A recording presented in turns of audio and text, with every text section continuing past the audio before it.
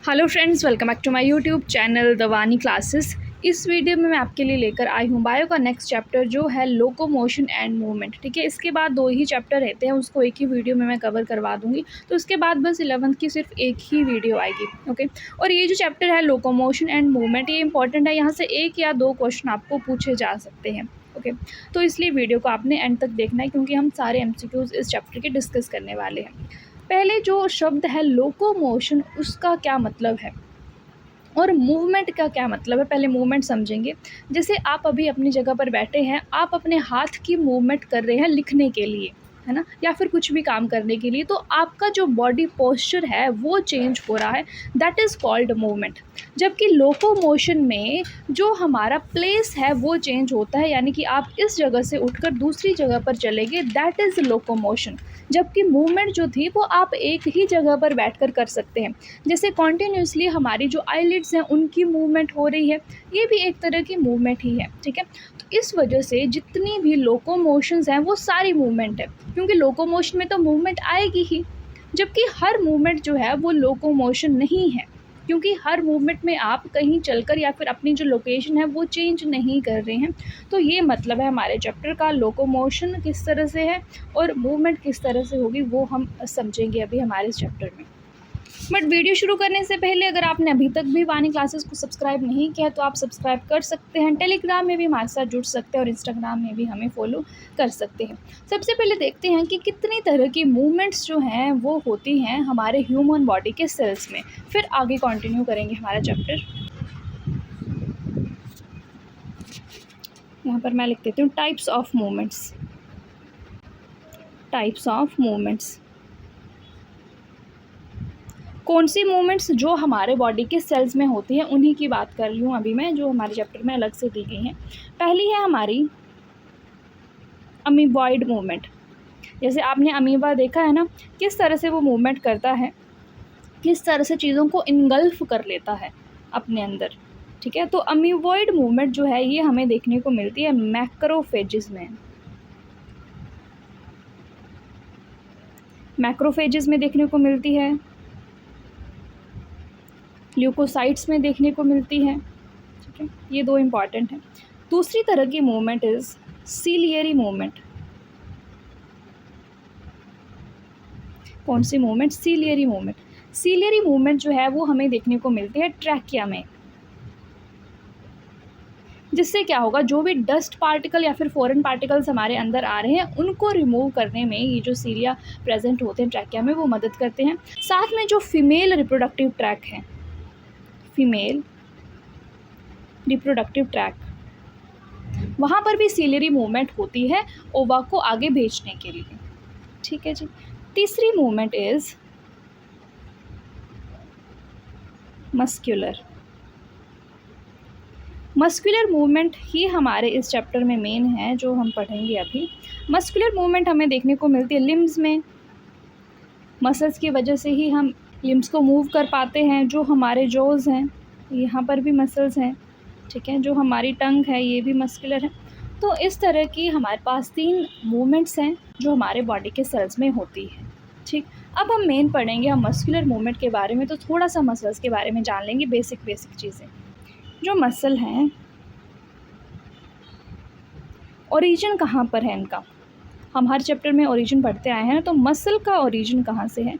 Muscle is mesodermal in origin. ठीक है, mesoderm से ओरिजिनेट हुए हैं हमारे मसल। और जो मसल हैं वो लगभग 40 to 45% हमारा जो टोटल वेट है उसमें कंट्रीब्यूट करते हैं। ठीक, और टोटल कितने मसल्स हैं ह्यूमन बॉडी में? ह्यूमन बॉडी में है लगभग 639 मसल्स। जैसे बोन्स 206 होती हैं, वैसे मसल जो हैं वो 639 है। अब ये जो मसल्स हैं इनकी कुछ प्रॉपर्टीज़ होती हैं।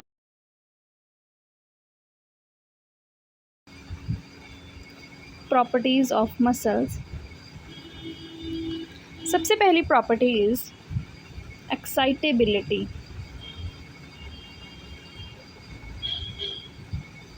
जब हमारे नर्वस सिस्टम से सिग्नल आता है न्यूरॉन्स के थ्रू, तो जो हमारे मसल्स हैं वो एक्साइट हो सकते हैं, जो उस सिग्नल को रिसीव करते हैं।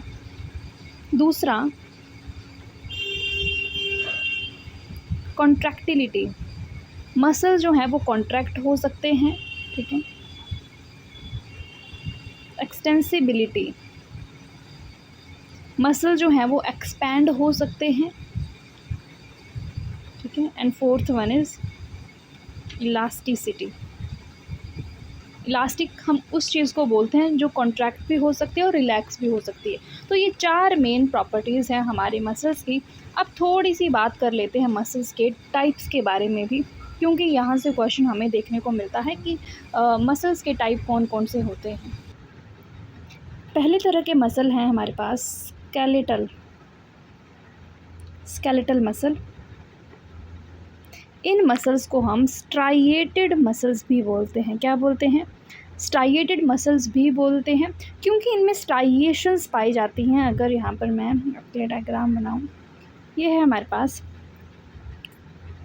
कुछ इस तरह के बीच में स्ट्राइएशंस पाई जाती है, जिस वजह से इन मसल्स को हम स्ट्राइएटेड मसल्स बोलते हैं। और ये जो मसल्स होते हैं ये वॉलंटरी होते हैं।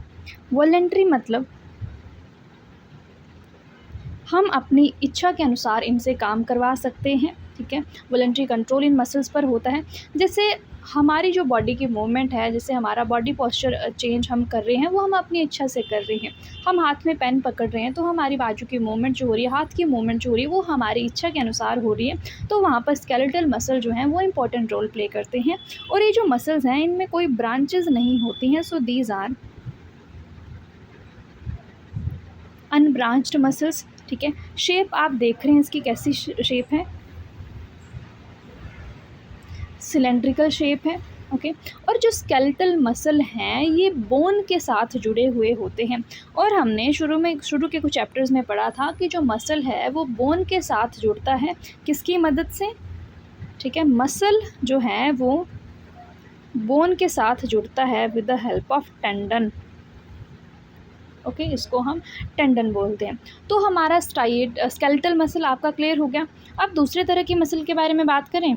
दूसरा मसल है हमारे पास स्मूथ मसल। स्मूथ मसल जिसको हम विसरल मसल भी बोलते हैं, ठीक है। और ये जो मसल्स होते हैं ये नॉन स्ट्राइएटेड होते हैं। इनमें किसी भी तरह की स्ट्राइएशंस नहीं पाई जाती हैं। अगर हम इनकी शेप देखें, इस तरह से इनकी शेप होती है, बीच में न्यूक्लियस होता है, ठीक है। इस शेप को हम बोलते हैं फ्यूजिफॉर्म शेप। पिछले वाला सिलेंड्रिकल था, ये जो शेप है इसकी ये फ्यूजिफॉर्म शेप है, ठीक होगी बात। और ये इनवॉलेंट्री होते हैं, मतलब कि हमारी इच्छा से काम नहीं करेंगे, ये अपनी इच्छा से काम करते हैं, ठीक है। कहाँ पर पाए जाते हैं? जो हमारी इंटरनल विसरल ऑर्गन्स होती हैं ना, वहाँ पर पाए जाते हैं, इसलिए इनका नाम क्या है? विसरल मसल्स हैं, ठीक। और इनका इम्पॉर्टेंट रोल कहाँ पर होता है? जो फूड ट्रांसपोर्ट होता है हमारे डाइजेस्टिव ट्रैक में, साथ में जो गैमीट मूव करते हैं हमारे जेनाइटल ट्रैक में, वो सब मूव करते हैं हमारे स्मूथ मसल्स की वजह से। तो ये एग्जांपल भी इसका हो गया। तीसरी तरह के मसल्स आते हैं हमारे पास कार्डियक मसल। जैसे नाम है कार्डियक, तो जो कार्डियक शब्द है ये किससे रिलेटेड है? किस बॉडी ऑर्गन से? हार्ट से रिलेटेड है, ठीक है। तो ये ऐसे मसल्स हैं जो हार्ट में प्रेजेंट होते हैं and these are striated muscles, ठीक है।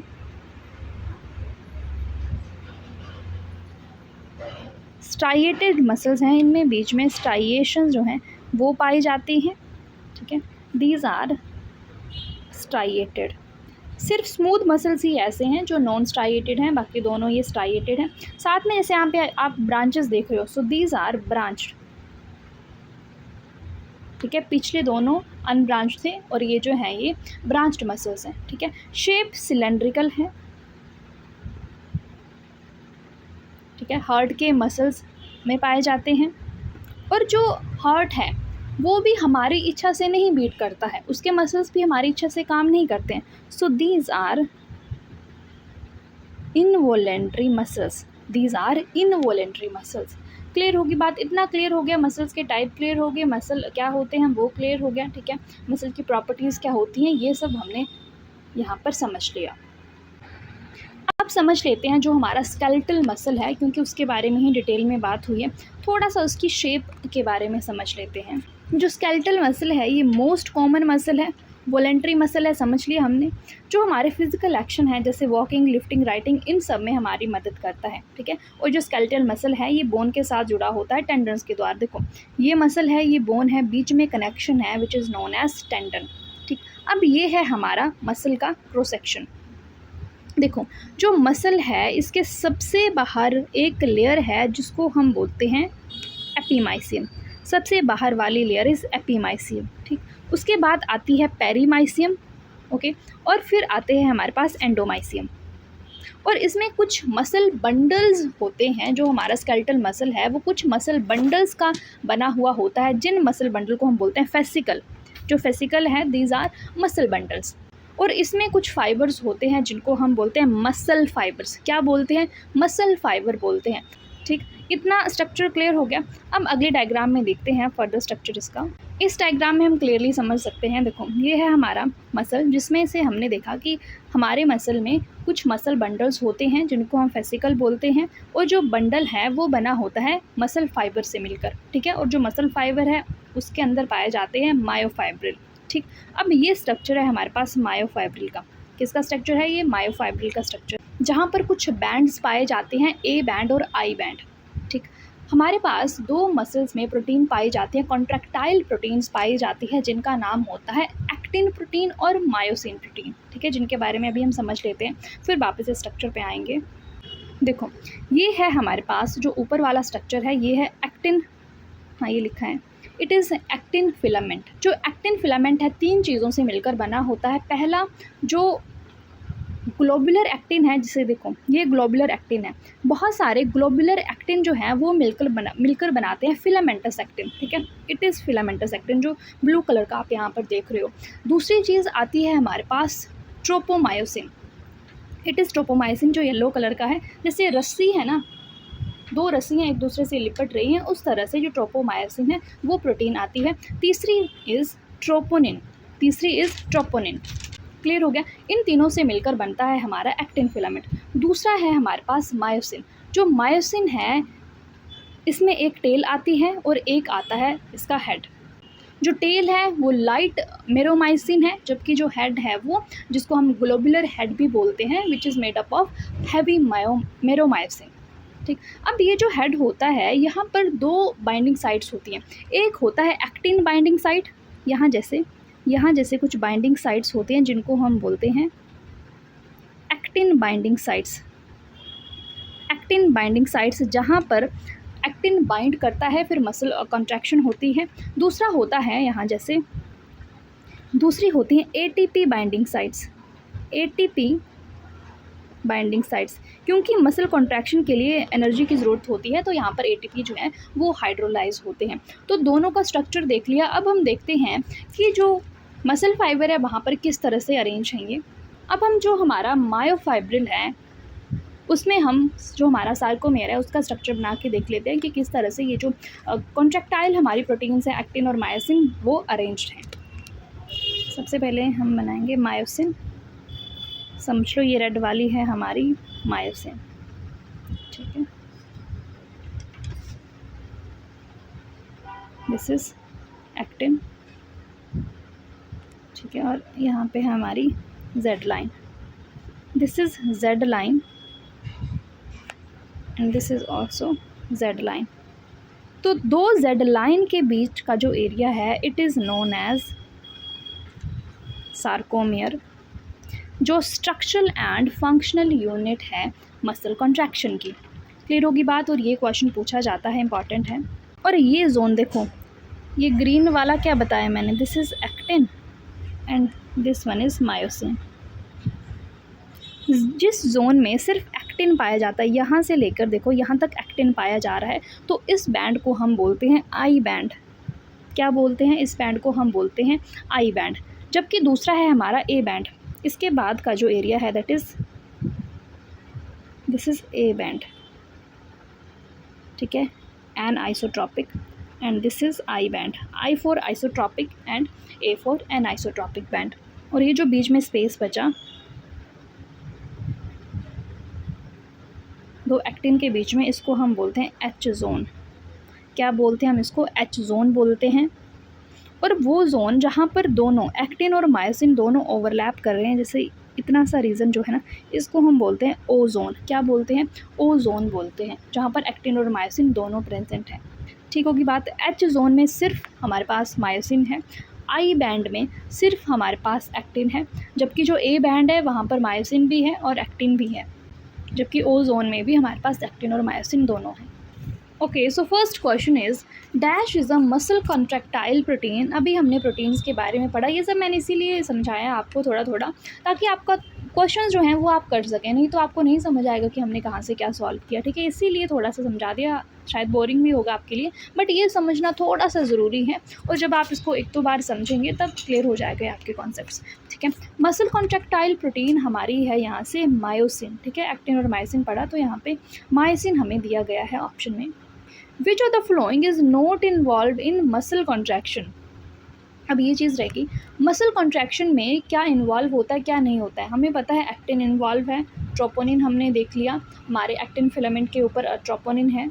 जो कैल्शियम आयंस हैं ये भी इंपॉर्टेंट रोल प्ले करते हैं हमारी मसल कॉन्ट्रैक्शन में। तो अभी आप याद रख लेना कि जो कैल्शियम है ये इंपॉर्टेंट रोल प्ले करता है, क्योंकि जो हमारे कैल्शियम आयंस हैं ये ट्रोपोनिन के साथ बाइंड कर जाते हैं। ट्रोपोनिन कहाँ पर प्रेजेंट है? ट्रोपोनिन प्रेजेंट है हमारे एक्टिन के ऊपर। ठीक है, कैल्शियम आयन ट्रोपोनिन के साथ बाइंड कर गए तो जो हमारे एक्टिन पर मायोसिन बाइंडिंग साइट्स थी वो एक्सपोज होगी, जिस वजह से अब इजीली जो एक्टिन है वो मायोसिन के साथ बाइंड कर सकता है, और वहाँ पर एटीपी जो है वो हाइड्रोलाइज हो सकते हैं, और फिर उस वजह से जो मसल कॉन्ट्रैक्शन है वो तो वहाँ पर जो कैल्शियम आयंस हैं वो इंपॉर्टेंट रोल प्ले करते हैं, और यहाँ पर मैग्नीशियम का कोई भी काम नहीं है, इसीलिए ऑप्शन डी यहाँ पर हमारा सही हो जाता है। ठीक है, कैल्शियम इंपॉर्टेंट रोल प्ले करते हैं, एक्टिन तो है ही, और ट्रोपोनिन भी हमने देख लिया।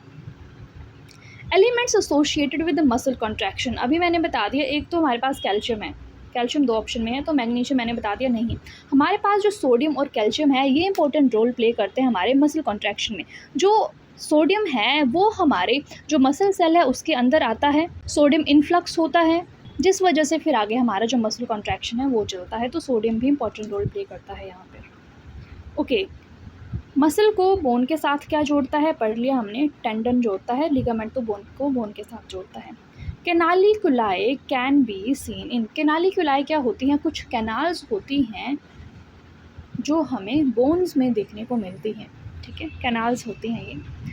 ओके, फंक्शनल यूनिट क्या है हमारे मसल की? अभी पढ़ लिया हमने, और उसका डायग्राम भी देख लिया हमने, देख लिया सार्कोमेयर, जो दो जेड लाइन के बीच का स्पेस होता है it is called sarcomere. Okay, now joints, joints are also important, क्योंकि इस चैप्टर में जॉइंट्स दिए गए हैं हमें। जो एटलस और एक्सिस है, एटलस एक्सिस कौन से वर्टिब्रा होते हैं? जो हमारा first cervical is called Atlas, first cervical, and axis is जो हमारा दूसरा सर्वाइकल वर्टिब्रा है, इनको हम बोलते हैं। ठीक है, तो इनके बीच में कौन सा जॉइंट प्रेजेंट होता है? सभी जॉइंट्स को देख लेते हैं एक बार। पहला joint is hinge joint. Hinge joint हमारी नी में प्रेजेंट होता है, इसको हम नी जॉइंट भी बोल सकते हैं। दूसरा इज़ सैडल जॉइंट, ये कहाँ पर प्रेजेंट होता है? बिटवीन कार्पल्स एंड मेटाकार्पल्स, जो हमारे हाथ में कार्पल्स और मेटाकार्पल्स होते हैं उनके बीच में पाए जाते हैं हमारा सैडल जॉइंट।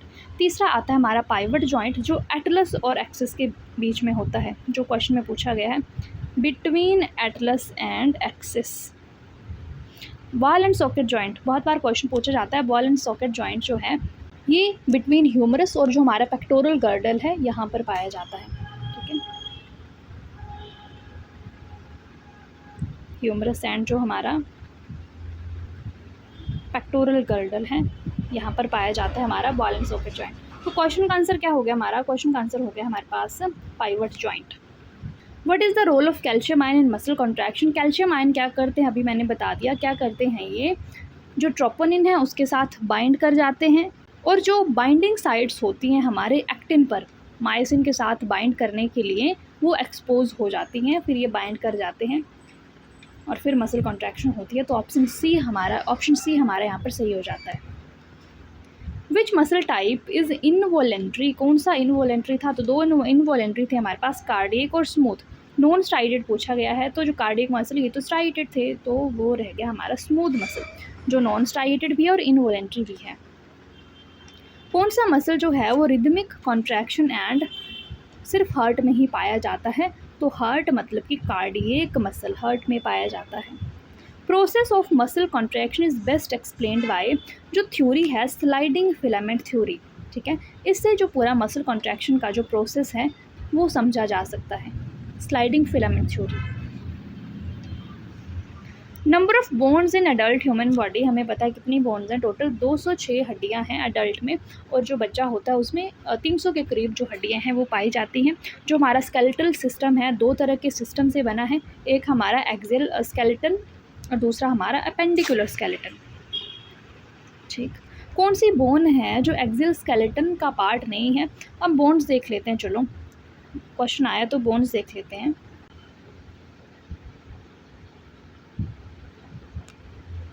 दो तरह का skeleton, first one is axial skeleton, दूसरा इज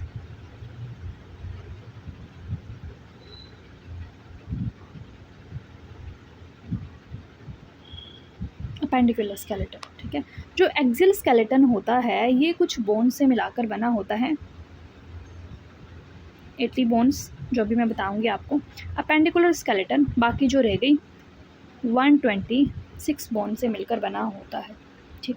एक्सियल मतलब कि जो हमारी मेन एक्सिस है बॉडी की, जो हमारी बॉडी की मेन एक्सिस है उसके इर्द गिर्द पाया जाएगा। सबसे ऊपर आएगा इसमें हमारा स्कल, एक्सियल स्केलेटन में आएगा स्कल। जो स्कल है वो बना होता है टोटल कितनी बोन्स को मिलाकर, कितनी बोन्स स्कल में पाई जाती हैं? 29 बोन्स, और ये PYQ है, पूछा गया था आपको, ठीक है। स्कल में 29 बोन्स पाई जाती हैं, जिसमें से क्रेनियल बोन्स कितनी होती हैं? जो हमारे क्रेनियम में पाई जाती हैं वो होती हैं 8। फिर आती हैं फेशियल बोन्स 14, ये भी पूछा गया क्वेश्चन था, ठीक है। फिर आते हैं हमारे एयर ऑसिकल्स, कान में कितनी? एक कान में 3, मैलिस इनकस स्टिप्स, और दूसरे कान में भी 3, तो 6 ये होगी। और एक रहेगी that is hyoid bone. Hyoid एक ही बोन होती है जो यू शेप बोन होती है हमारी बक्कल कैविटी के नीचे। क्लियर होगी बात? तो ये जो बोन्स हैं ये हैं हमारे स्कल की बोन्स, ठीक है। उसके बाद एक्सियल स्केलेटन में स्कल की देख ली ना, लिख देती हूँ अगेन। स्कल में हमारी होगी 29, देख ली कहाँ कहाँ पर प्रेजेंट है। फिर आती है हमारी वर्टिब्रल कॉलम। वर्टिब्रल कॉलम जो है ये हमारा बना होता है 26 बोन्स को मिलाकर, जिसमें से सबसे ऊपर आती है हमारी सर्वाइकल, ऐसे लिख दूँ C7, सर्वाइकल 7 होती हैं। थोरेसिक हमारे पास 12 होती हैं, ठीक है। लंबर जो है वो होती है हमारे पास 5, और जो सैक्रल है वो 1, और कॉकेक्स इज़ ऑल्सो 1। तो ये होंगी हमारी वर्टिब्रल कॉलम की बोन्स, 26 बोन्स, ठीक। फिर आती है हमारे पास रिब्स। जो हमारी रिब्स हैं ये होती है हमारी 12 पेयर, यानी कि टोटल 24 बोन्स हैं, जिसमें से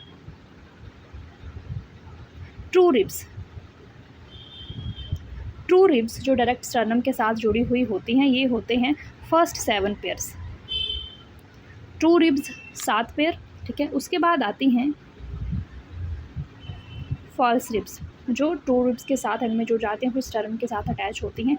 ये होता है हमारा 8वां 9वां और 10वां पेयर, 8th 9th और 10th pair.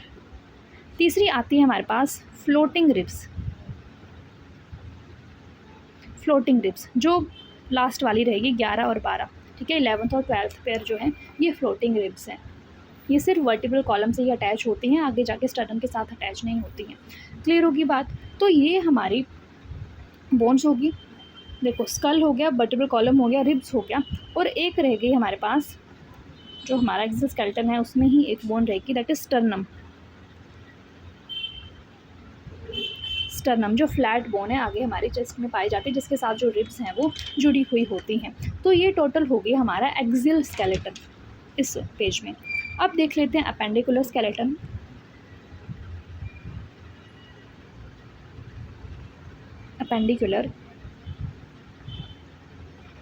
Appendicular skeleton total कितनी बोन्स बता दी मैंने, 126 बोन बता दी, जिसमें से जो हमारे 4 लिम्स होते हैं, देखो बीच में आगे एक्सियल स्केलेटन, साइड वाली जो बोन्स हैं 4 लिम्स और हाइंड लिम्स की, वो आ गई हमारे अपेंडिकुलर स्केलेटन में।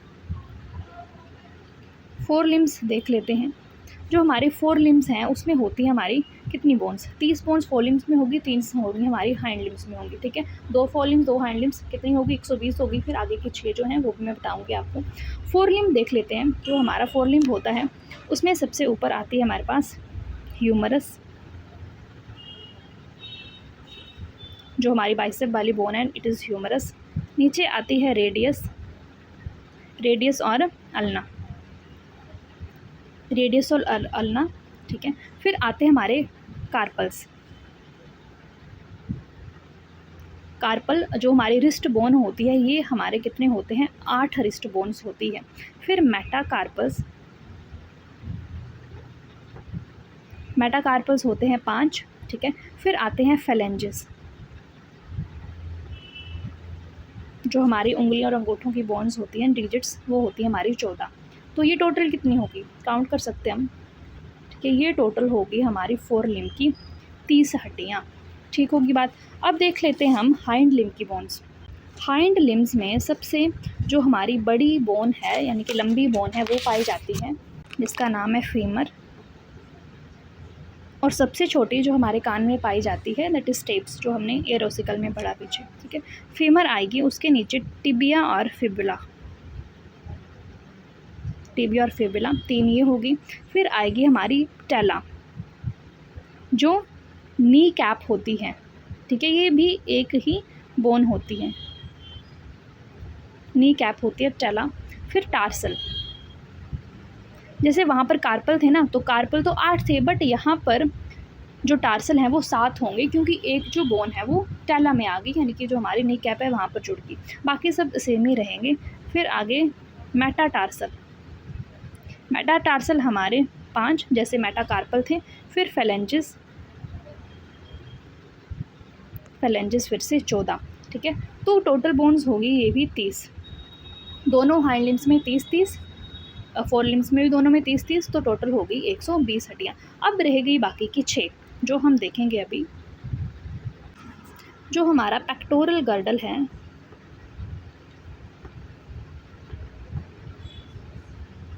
पेक्टोरल गर्डल जो है वहाँ पर 4 बोन्स पाई जाती हैं।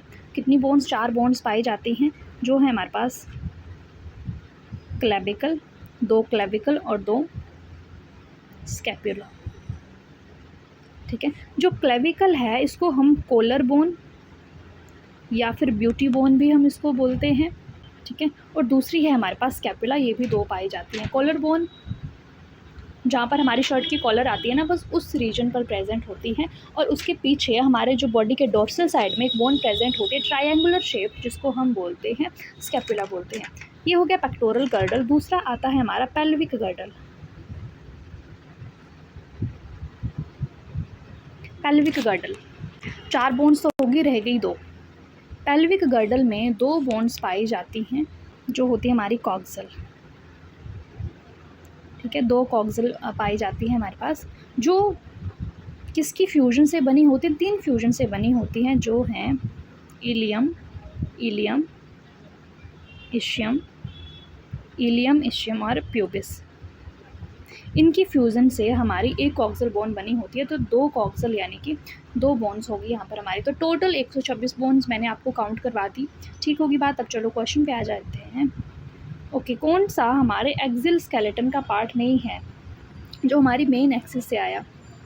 स्कल भी मेन एक्सिस से आया है, रिब्स भी और स्टर्नम भी। फीमर जो है ये अपेंडिकुलर स्केलेटन का पार्ट है। ओके, ये क्वेश्चन आ गया हमारे डिसऑर्डर से। Myasthenia gravis is an autoimmune disorder that affects. अब कुछ डिसऑर्डर भी हैं जो जॉइंट्स की वजह से होते हैं, जिनमें से एक डिसऑर्डर है हमारे पास मायस्थीनिया ग्रेविस, जो एक तरह की इम्यून सिस्टम का डिसऑर्डर है।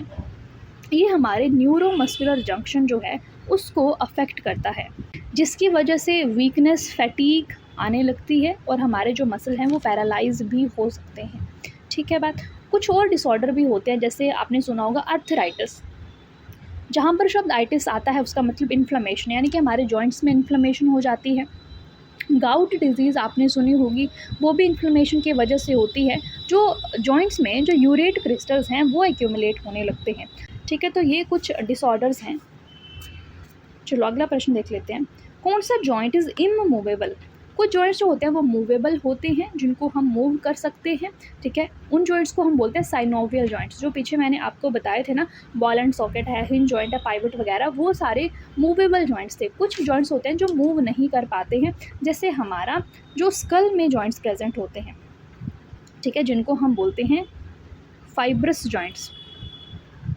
फाइब्रस जॉइंट्स, ये जॉइंट्स मूव नहीं करते हैं, जो हमारी क्रेनियल बोन्स होती हैं वहाँ पर। सबसे लंबी हड्डी कौन है हमारी बॉडी की? फीमर। सबसे छोटी steps. Which protein store oxygen in muscles? अब कुछ प्रोटीन्स होती हैं जो मसल में ऑक्सीजन स्टोर करती हैं, क्योंकि हमारे मसल्स को भी तो ऑक्सीजन की ज़रूरत है, और इस प्रोटीन को हम बोलते हैं मायोग्लोबिन। मायो जो शब्द है वो मसल से रिलेटेड है ना, जैसे हीमोग्लोबिन वहाँ पर था, यहाँ पर है मायोग्लोबिन, जिसमें जो ऑक्सीजन है वो स्टोर रहती है। मायोग्लोबिन की प्रेजेंस की वजह से इन मसल्स को हम बोलते हैं रेड मसल फाइबर। ठीक है, इनमें बहुत ज़्यादा जो मायोग्लोबिन के मॉलिक्यूल हैं वो पाए जाते हैं। दूसरे होते हैं वाइट मसल फाइबर, जिनमें कम मायोग्लोबिन पाया जाता है। शोल्डर जॉइंट, अभी देख लिया हमने, शोल्डर जॉइंट पीछे पड़ा था। बॉल एंड सॉकेट जॉइंट है हमारा शोल्डर जॉइंट। ओके, कौन सी बोन है जो लोअर जो बनाती है ह्यूमन बीइंग्स में? ठीक है, लोअर जो बनाती है हमारी मैंडिबल, सिर्फ एक ही बोन होती है। फर्स्ट सर्वाइकल वर्टिब्रा, अभी मैंने बताया, इसका आंसर आप मुझे कमेंट सेक्शन में बताएंगे कि जो पहला सर्वाइकल वर्टिब्रा है उसका क्या नाम होता है। ठीक है जी। Okay guys, that's it for this video थोड़ी सी भी इन्फॉर्मेटिव लगी हो तो आप लाइक कर सकते हैं। मैंने कोशिश की है कि इस चैप्टर के जो इंपॉर्टेंट टॉपिक्स है वो कवर करवा दूँ, साथ में क्वेश्चंस भी हमने इंपॉर्टेंट देख लिए। ठीक है, वीडियो हेल्पफुल लगी हो तो लाइक करना, चैनल को सब्सक्राइब नहीं किया है तो do subscribe. Thank you so much for watching, bye bye, take care.